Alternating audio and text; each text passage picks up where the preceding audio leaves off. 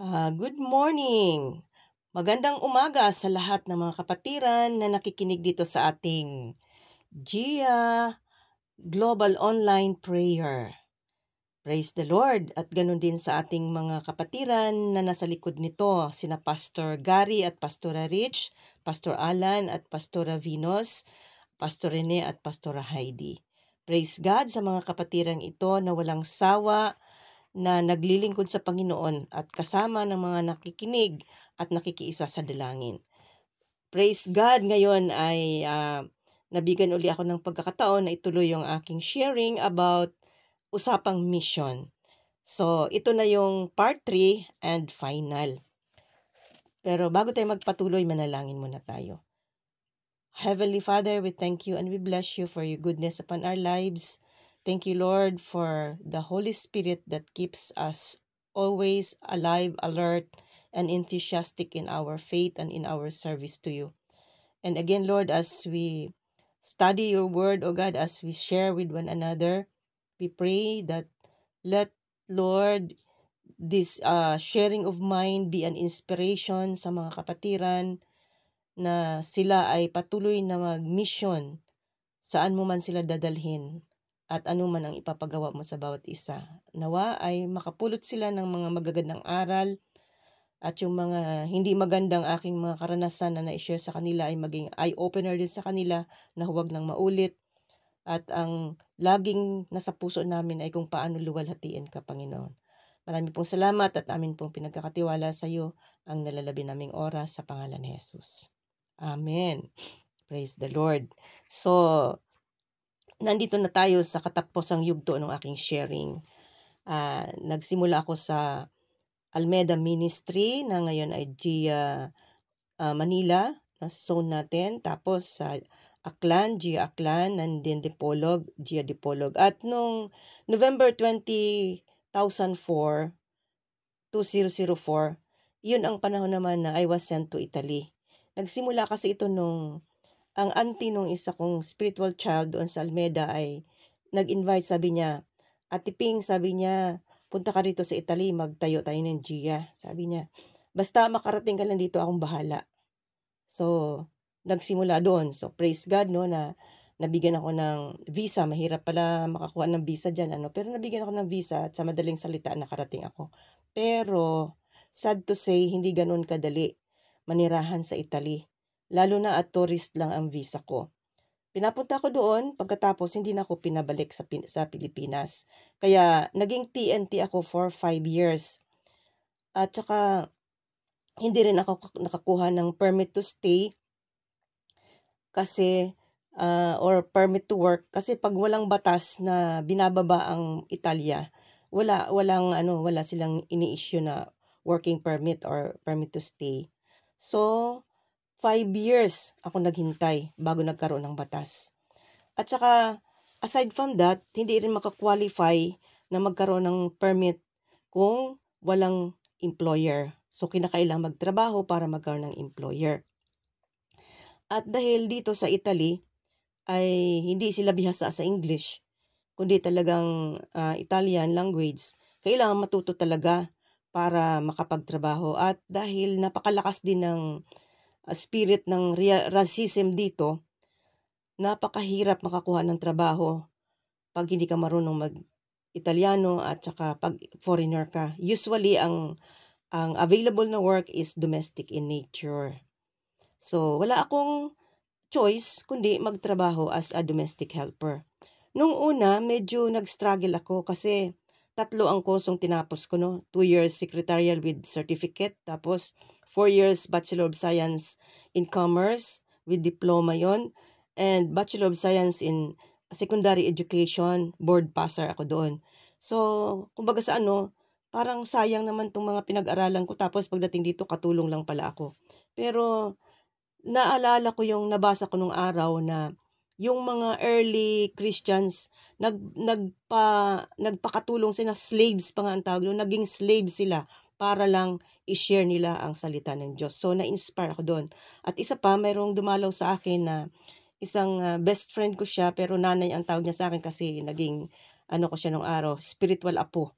Sabi niya sa akin nung pumunta siya, may mga katanungan siya sa akin na sabi niya sa akin ganito, Nay, sabi niya, sa bahay niyo ba naglilinis ka ng bahay?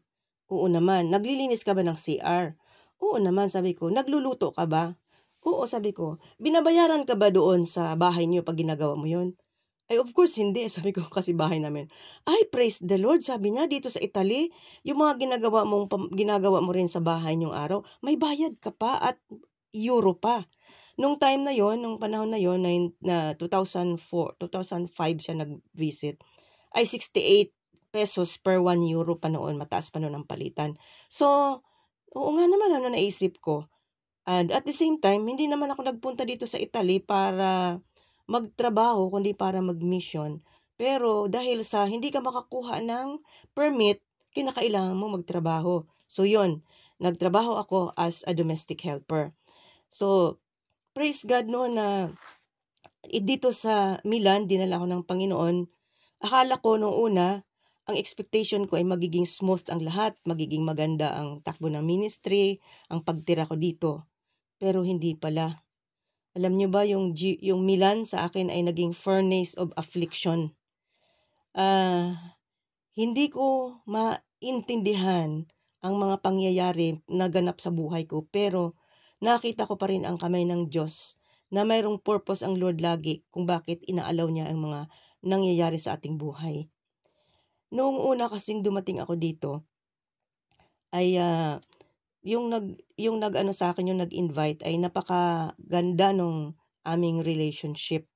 Tapos dahil wala pa akong trabaho, ay para makasurvive, alam nyo, nag-manicure ako, pedicure, nagpuputol ng mga pantalon para naman mayroon akong masurvive, makabay ng bahay, makakain sa araw-araw. At na matagal, mga inabot pa ng 7 months bago pa ako nakapagtrabaho, yung substitute pa yon. At nung September 2005, doon pa lang ako nagkaroon talaga ng tuloy-tuloy maayos na trabaho, naging stay-in yon. Naging caregiver ako sa isang matanda. At noon nga sabi ko nung dumating ako, ang ganda ng relationship namin nung nag-invite sa akin at mga kasama niya.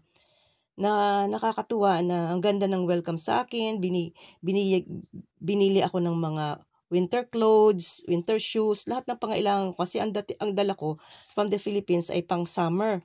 So talagang nakita ko yung pagmamahal niya, nakita ko yung pagkikare na sa akin. Kaya lang after that, yung kasama niya na dati niya ng kasamang ka-close, parang nagselos. Naging ano ako, parang ako yung naging pagitna doon sa kanilang magandang relationship. At nagsimula na yung mga pagsubok.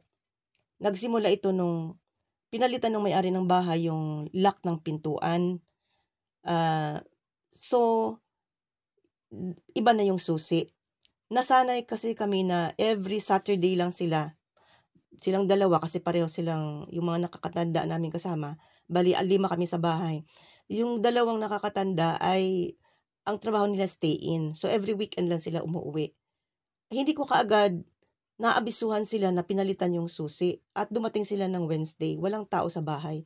Naku, sobrang galit sa akin. Samantalang yung dalawa kong kasama na matagal na nilang kasama, bago pa ako dumating kasama na nila, hindi sila nagagalit doon. Sa akin lang galit na galit. So, talagang tiniis ko lang yun. Nag-explain lang ako na hindi ko kaagad nasabi, sorry, dahil akala ko ay Saturday pa darating. And then, nasundan pa yun na every winter, kasi dumating ako noon ay November, December, January, February, March, April. March kasi katapusan ng winter yan. Yung lahat ng mga gamit sa winter, lalo na yung makakapal na bedsheet, ay nilalabhan yun.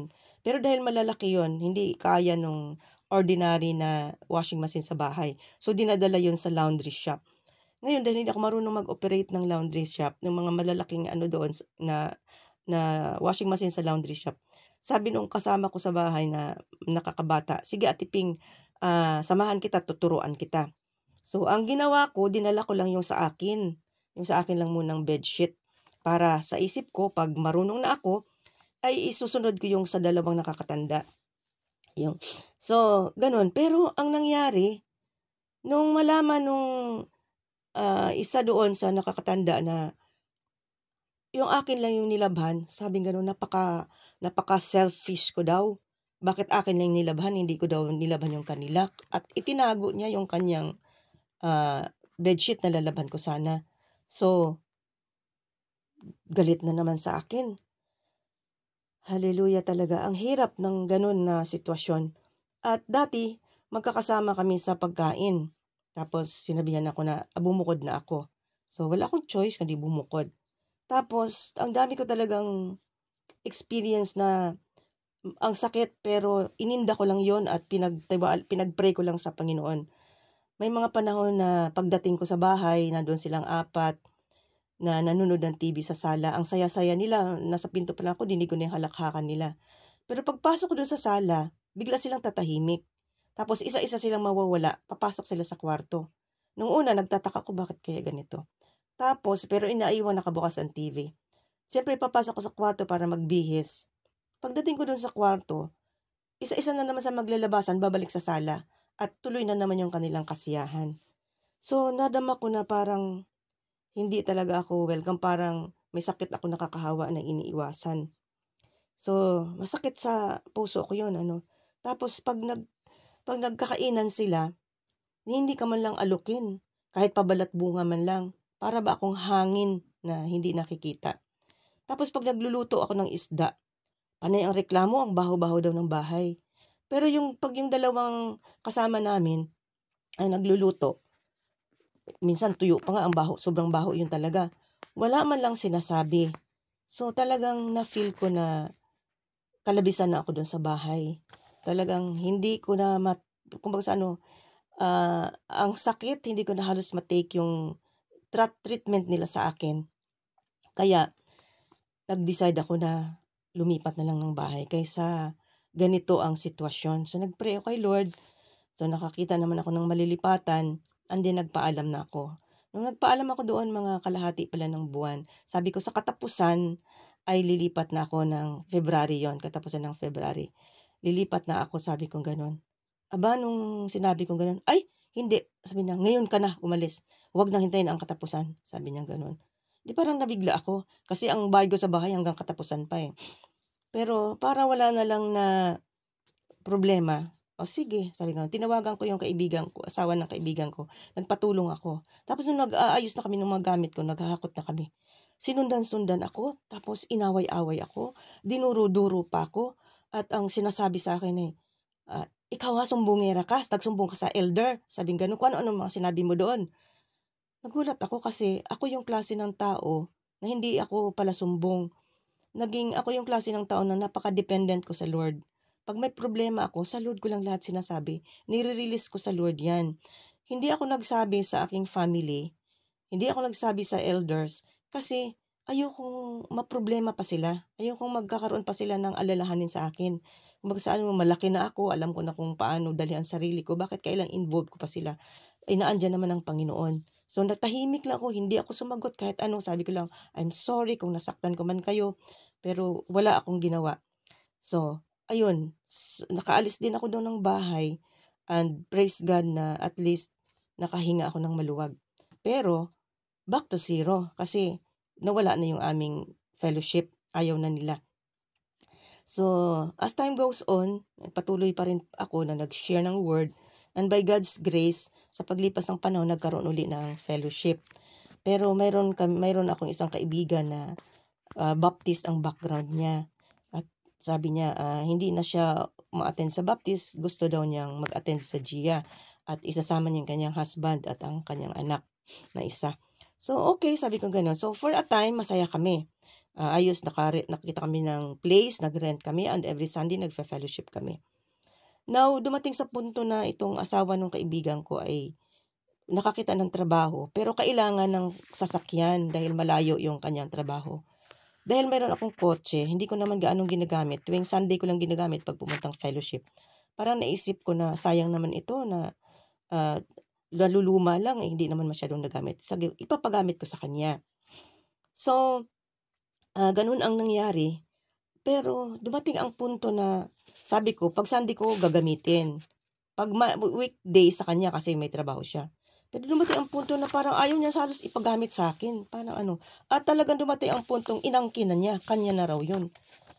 Kaya, kailangan pa na nagpaabogado pa ako para ko mabawi sa kanya yung sasakyan. Grabe yung mga salita niya. Talagang hindi ko akalain na ganun siya. So, mula noon, nagkaroon na naman ng shaking sa ministry. Nagkaroon na naman ng problema. Hanggang sa dumating ang pandemic at nagkawatak-watak na nga kami. Marami ang nawala at cell group na lang ang natira.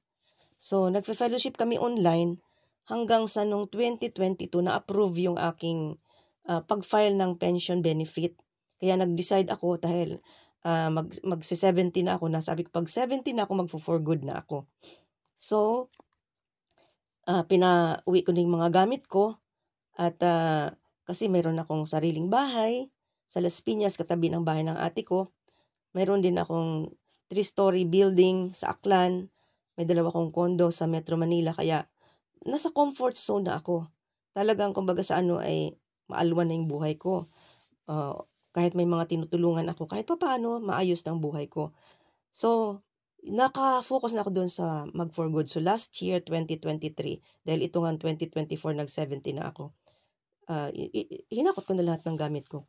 Pero alam nyo ba mga kapatid, sa kabila nung aking buhay na maalwan sa Pilipinas, hindi ako talaga tunay na masaya. Kasi lagi ko naiisip yung Gia Milan. Tapos, pero tuloy-tuloy pa rin yung aming fellowship noon every Sunday online. Tapos lagi ako nakakapanaginip na mayroon daw akong back subject sa college. At kailangan ko daw ipasa ito. Lagi ko yung napapanaginipan at hindi ako mapakali. So nung pag-pray ko to sa Lord, ang nireveal sa akin ng Lord, ang Gia Milan, yung aking back subject. Unless na ma-establish ang Gia Milan, ay hindi pa ako magiging masayang mag-for good. So, nung nag-pray ako sa Lord at nag-yes Lord ako, alam niyo bumalik yung kasiyahan ko, yung excitement ko sa paglilingkod.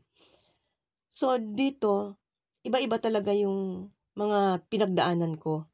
Kakaiba talaga ang mga pinakita sa akin o pinaranas sa akin na mga karanasan sa mission. Maraming experiences na masasakit, masalimuot. Subalit, may kakambal din iyong mga kasiyahan at pagpapala. Dahil mayroon tayong Diyos na balanse. He would allow problems to come our way to test our loyalty and obedience to Him.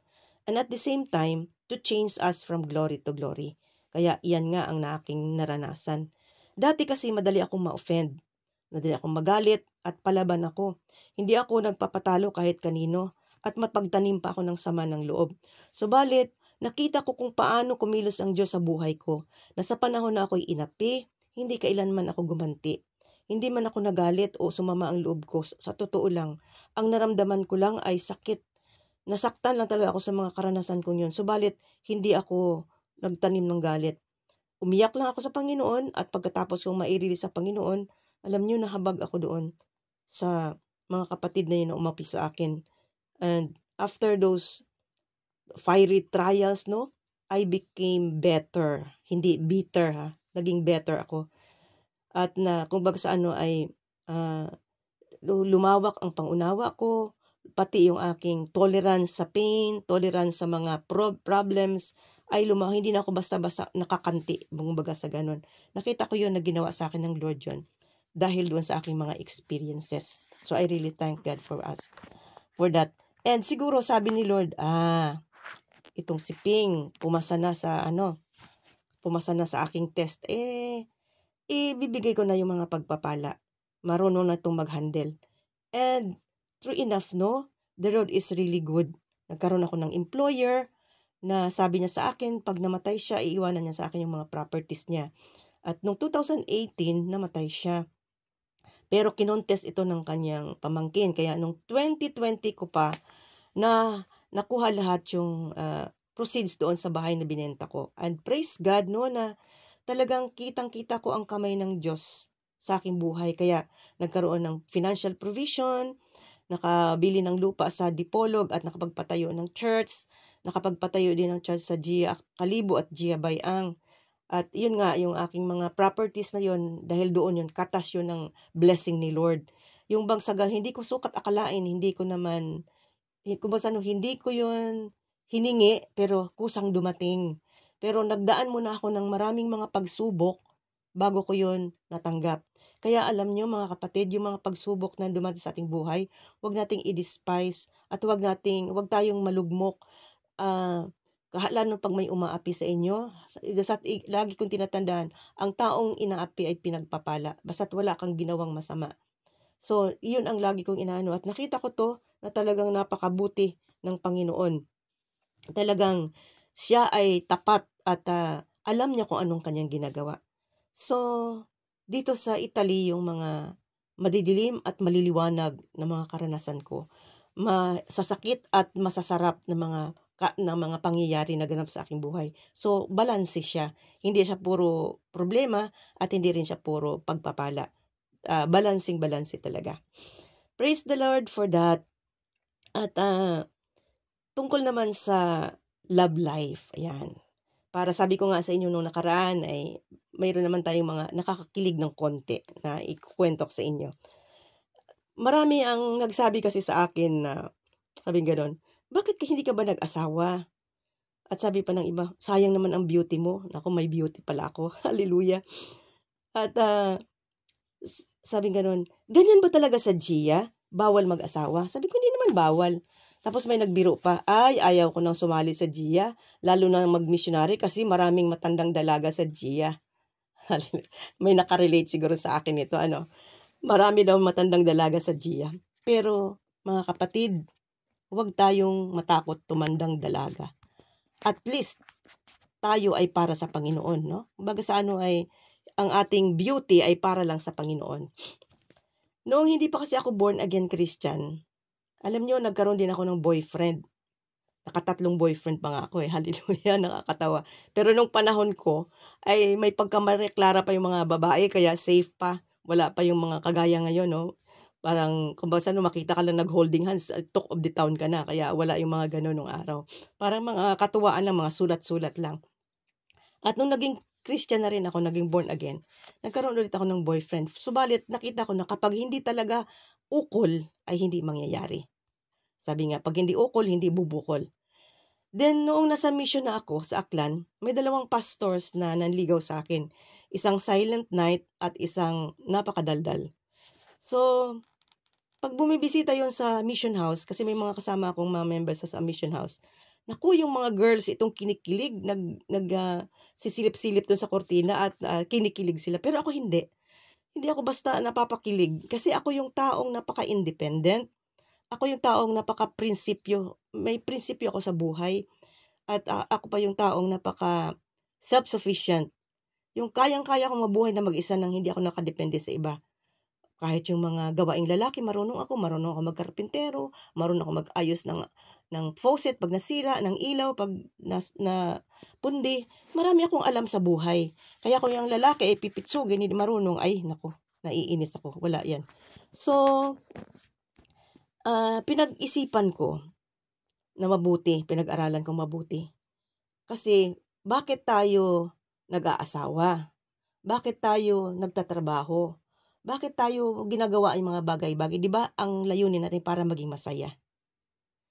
Pero sa observation ko, hindi lahat ng may asawa ay masaya At hindi naman ang kasiyahan lang ay sa pag-aasawa. Kasi nung tiningnan ko ang buhay ko, mas masaya ako nag-iisa. Mas masaya akong nagagawa ko lahat ng gusto ko. Napupuntahan ko lahat ng gusto kong puntahan nang wala akong iniisip, wala akong inaalaala, wala akong pinagpapaalaman, walang nagkokontrol sa akin. Sa lahat ng ayoko yung may nagkokontrol sa akin, saan ka nagpunta, saan ka pupunta. Ayoko yung kinokontrol ako. Napaka-independent ko nga. Kaya talagang siguro may kanya-kanya tayong calling. Na ito I believe na ito yung calling ko to be single forever for the Lord. Dahil masaya naman ako sa buhay ko, kontento ako. Kumpleto ang buhay ko. Hindi ko na kailangan ng ano pa man para makumpleto yung aking buhay. Kasi kung iniisip natin na sa edukasyon, sa maraming pera, sa pag-aasawa ang tunay na kasiyahan at fulfillment sa buhay, ay mafufrustrate lang tayo. Kinakailangan ay sa Panginoon yan natin matatagpuan. Kung natagpuan mo na sa Panginoon yung fulfillment, satisfaction, contentment, iyon na yun eh. Wala sa mga bagay sa mundong ito. Wala sa pag-aasawa. Kaya mga kapatid, huwag kayong matakot magmisyon. Huwag kayong matakot mag-join sa GIA kahit maraming matandang dalaga. At least yung mga matatandang dalaga sa GIA ay joyful. Di ba nung araw yung pag sinabing matandang dalaga, masungit? Aba, hindi sa GIA, di ba? Hindi tayo masungit, masayahin tayo. At tayo ay patuloy na maglilingkod sa Panginoon, makita ang glory ng Lord sa ating buhay. So, I encourage each one, mag-asawa ka man o hindi, kung ano man ang calling mo, ay pangatawanan mo yan, tanggapin mo yan, pero higit sa lahat, unahin mo ang Panginoon. I-devote natin ang buhay natin sa Panginoon. Kahit na ano pa man ang status natin sa buhay, napaka-importante na si Lord ang number one. Amen? So, praise the Lord no, na dito sa aking mga naging karanasan sa mission, ay sana may napulot kayo. Sana ay may natutuhan kayo. At gusto ko itong i-summarize no, sa conclusion ko. No, kung ano yung mga gusto kong matandaan ninyo na mga lesson sa mission na aking naranasan. Una, we are all called to mission. Lahat tayo ay tinawag para mag-mission. Maaring ang mission mo ay mag-pray ka. So, magiging masigasig ka sa pagpipray. O maaring ang mission mo ay mag-send ka ng mga missionaries by giving your financial help. Maging faithful ka, magbigay ka ng iyong financial help sa nagmi-mission. Or kung ang calling mo talaga ay ikaw mismo ang mag-go, then go with all means, with yung masaya sa puso mo. Huwag kang matakot na baka ka magutom, baka hindi ka makapag-asawa, baka maghirap ka, no. Sapagkat ang Diyos, alam nyo, dito ka sa aking experience, kung hindi ako nag-mission, hindi ako yumaman. Oo, sa totoo lang talaga. Kasi hindi ko nakita yung employer ko dito sa Italy na magbibigay para sa akin ng kayamanan eh. So, who knows na sa pagsunod mo sa Panginoon, ay doon ka pagpapalain lalo ng Panginoon sa maraming paraan. So, we are all called to mission. Lahat tayo ha. So, ini-encourage ang bawat isa. Kung ano ang pinapagawa sa ng Panginoon, sundin mo. Pangalawa na lesson na gusto kong remember natin, it is God who sends us to mission. So we are all accountable to God. Lahat tayo ay sa Panginoon accountable, but under the guidance and supervision of our elders. Kaya, mag-submit din tayo sa ating mga elders kasi sila yung nag-guide sa atin, sila yung nagsusupervise sa atin, pero ang Diyos mismo ang nag-send. So kung ang Diyos mismo ang nag-send, hanggat hindi ka pinapauwi ng Lord, huwag kang umalis. Kagaya ng nangyari sa akin, tempted ako talaga noong umuwi sa sobrang sakit ng aking inabot. Pero alam ko ang Diyos nagpadala sa akin eh, at wala naman sinasabi ang Lord na umuwi ako, kaya nagpatuloy ako. So kung umuwi ako na hindi ako nagpatuloy, hindi ko naranasan yung mga pagpapalang ito. So yan, it is God who sends us to mission, so obey God with all your heart, pero magpasakop tayo sa ating mga elders. Number 3, before going to mission, first prepare your body to be healthy and strong. Yan, kailangan na kasi pag nagkasakit ka sa mission, napakahirap, kaya kailangan healthy and strong. Prepare also your emotions to be mature and stable. Kasi kung hindi mature at stable ang emosyon ko noon, nagpadala ko sa emosyon ko, wala na ako sa mission. So kailangan ay may maturity tayo at stable yung ating emotion. Huwag tayong huwag natin sundin yung ating mga emosyon. Lagi tayong makipag-communicate sa Panginoon. And lastly, no, most of all, your spiritual life to be fully surrendered to God and obedient. Pag fully surrendered tayo sa Panginoon, kahit gaano kahirap, kahit ano man ang daranasin mo, dahil sinuko mo ng buhay mo sa Panginoon, hindi mo na pag-aari ang buhay mo eh. Sa Panginoon na to eh. Lord, do unto me what seems best to you. Kung anong gusto mo, Panginoon, ikaw bahala. Basta't nagtitiwala ako sa iyo. Susunod lang ako ng susunod. Pang-apat na leksyon na gusto ko makita natin. Prepare to meet problems and challenges in the mission field through people. Kasi kung nag-i-expect ka na walang problema, magugulantang ka. So pag nag-i-expect ko na may mga problema niya at inihanda mo na yung sarili mo, isipin mo lagi, huwag ka laging mag-isip na ikaw lagi ang tama.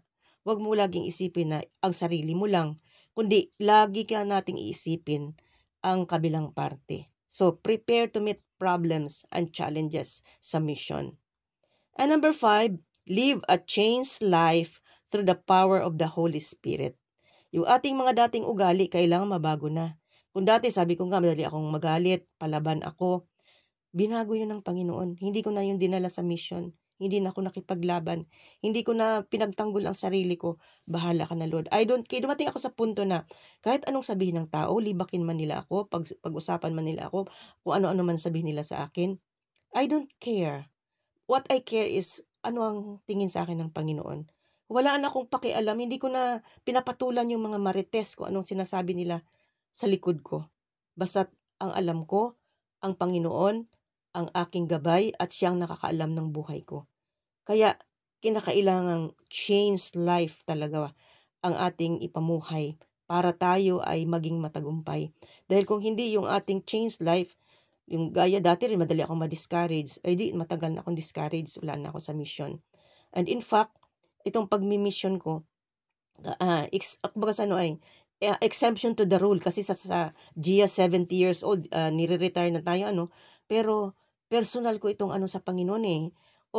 Kumbaga hindi naman ako ginagastusan ng Gia. Pero, nasa ilalim ako ng poder ng Gia. At ito ay personal ko tong pakikipag-ugnayan sa Panginoon at inapprove ito ng mga elders. So, kaya masaya ako na sumunod. So, I live a changed life through the power of the Holy Spirit. Number 6 na gusto kong ma-remember natin. When God calls us to mission, He will always guide us. He will always instruct us. He will always protect us and provide for all our needs. So, we need not fear. Yan ha. Di ba na-share ko sa inyo noon? Yung mga problemang kinaharap ko sa mission, hindi ko alam kung paano isolve. Yung mga problemang mag-asawa, ay single ako. Pero in-instruct ako ng Lord, tinuruan ako ng Lord. Kaya hindi tayo pala dapat matakot. At yung mga naging payo ko doon sa kanila, naging effective. Kasi si Lord ang kumilos. Hindi ko kasi alam kung papaano. So, magtiwala lang tayo sa Panginoon. At pinoprotect din ako ng Lord. Sa dami kong pinagdaanan, nakita ko kung paano ako pinoprotektahan ng Panginoon. Kahit sa mga disgrasya, nakita ko rin kung paano pinoprotektahan ako ng Panginoon. Alam nyo ba, recently lang, nadapa ako. Napakadulas ng karsada. Nadapa ako. Putok yung aking ulo. 7 stitches ang tahi. Pero nakita ko kung paano ako pinoprotektahan ng Panginoon. Gusto ni Satanas akong patayin, pero ang Panginoon, pinoprotektahan ako kasi walang bali sa akin, walang fracture sa mga bones ko, walang kumbaga sa kitang-kita ko yung protection ng Panginoon. Damang-dama ko kasi hindi rin sumakit. Pagkatapos ng tahiin, hindi rin sumakit at gumaling na. So, huwag tayong matakot sa lahat-lahat ng mangyayari sa atin sa mission. Yung protection ng Lord laging naroon. Pinoprotect din ako ng Lord sa mga taong nag-isip ng masama tungkol sa akin. Nakita ko rin ang protection ng Lord. Number 7, when confronted by problems, do not be emotional. Ayan ha. Huwag tayong maging emotional and self-centered. Focus on the solution and don't magnify the problem. Also, accept correction wholeheartedly. Yan. Napakaganda nito. Kasi, mga problems kasi pagka dumating ito, usually naging emotional tayo, either na nagagalit ka o sobrang samasang ng loob mo or whatever, o yung pride dumating. At laging tayo ang tama, self-centered. At tapos, minamagnify pa natin ang problema, pero hindi ganun. Dapat ay huwag tayong emotional. Naka-focus tayo sa ikaayos ng problema, hindi yung ikaw lang, kundi what about the other party? I-focus natin ang ating isipan sa solusyon. Huwag palaguin, huwag pahabain ang problema, kundi ano ba ang magandang solusyon dito? And then, pag may nag-correct sa'yo, huwag kang defensive. Tanggapin mo ito wholeheartedly. Kagaya na share ko sa inyo, si Ate Pink magsalita para namang na laging nakikipag-away, parang palaban. Tinanggap ko yun. At anong ginawa ko? Ni-record ko yung boses ko. Nakita ko nga, oo nga, may halong katotohanan. Ganun pala ako magsalita nung araw, parang laging nakikipaglaban. So, na-correct yun. So, napakaganda nito kung sinusunod natin. Malilesen yung ating mga problems. Then number 8, when God release His favor and grants your request, give God the glory and not to praise yourself. Amen? Kasi minsan, kapag may mga answered prayer tayo o mga pagpapalang sabi natin, praise the Lord dahil sa akin kaya nangyari ito. Kagaya ng shinare ko sa inyo doon sa Dipolog City na may family akong tinulungan, nagkaroon sila ng electricity sa bahay, nagkaroon sila ng connection ng tubig. Alam nyo ang temptation ng demonyo noon, uy, dahil sa akin, kaya kayo nagkaroon, pero hindi ko yun kailanman pinatulan. Kasi nakita ko kung hindi dahil sa Panginoon, hindi ako in-entertain ng mayor in the first place. So, I saw that as galing sa Panginoon. Kaya huwag nating aangkinin kailanman ang pagpapala dahil ang Panginoon ang lahat ng pinagmulan nito. And number 9, learn to be discreet and trustworthy, being able to keep secrets, especially about sensitive issues that can ruin somebody's reputation. Huwag tayong maging marites. Siyempre, may mga sinusolve tayong problema dyan sa mission, sa mga members, sa mga, sa lahat, no, maging sa mga nakakasalamuha natin. Huwag na huwag tayong basta magsasalita. Matuto tayong magtago ng sekreto at pangalagaan yung reputasyon ng mga tao. Kahit totoo pa yan, yung sasabihin mo na kahit totoo pa yan, subalit hindi makakabuti doon sa tao, huwag mo nang sabihin. Kasi magkakasala lang tayo sa Panginoon. Kailangan tayong mga missionary, source tayo ng light, source tayo ng truth, source tayo ng encouragement. Hindi tayo dapat na nakaka-Istanbul, kundi nakaka-encourage tayo dapat. And lastly, number 10, be sure to finish what you have started. No retreat, no surrender. So, siguraduhin mong matapos mo yung mission mo. Huwag kang magre-retreat at huwag kang susurrender dahil hindi mo na kaya ang problema. Di ba sabi ng Panginoon sa 1 Corinthians 10:13, hindi naman tayo bibigyan ng pagsubok na hindi natin kaya. At kapag nandun tayo sa gitna ng pagsubok na hirap na tayo, God will give us a way out. Kaya wala tayong lusot, no? Bibigyan tayo ng Panginoon ng kakayahang matapos natin ang takbuhin. Nakagaya ni San Pablo, nang sabi niya, I finished the course. I have fought a good fight of faith. So, tinapos niya ang kanyang takbuhin. Sana tayo din ganon. Kaya ako, pinabalik ako ng Lord dito kasi hindi pa tapos eh. So, I vowed to finish what I have started. Kahit ano man ang naging circumstances, kahit ano man ang nangyari, please pray for me na talagang matapos ko itong takbuhin na to. I want this to be a gift to the Lord sa ating 50th anniversary next year. So, thank you, Lord, sa lahat-lahat ng ginawa mo sa akin sa mission. Marami akong natutuhan, Panginoon, sa mission.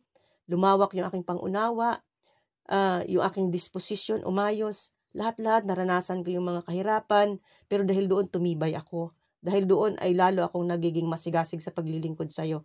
At salamat, Panginoon, naranasan ko yung pagpapala. Hindi lamang basta pagpapala, grabing pagpapala, Panginoon, even financially and materially. You blessed me, not only spiritually, physically, mentally, lahat-lahat. Kasi nakita ko, no, at age 70, nung September 5, nag-70 na ako. Praise God, malakas pa din ako sa tulong ng Panginoon. Praise God, maraming nagsasabi na hindi daw ako mukhang 70. Talagang nakita ko yung pagpapala ni Lord to eh. Hindi naman to galing sa akin eh. It's all from the Lord. So, mga kapatid, huwag tayong matakot mag-mission. Maging faithful tayo. At kung anong ating nasimulahan, tapusin natin. Walang magre-retreat, walang magsusurrender. Amen? God bless everyone. Thank you for being with me at salamat sa pakikinig. Purihin ang Panginoon. God bless and bye-bye.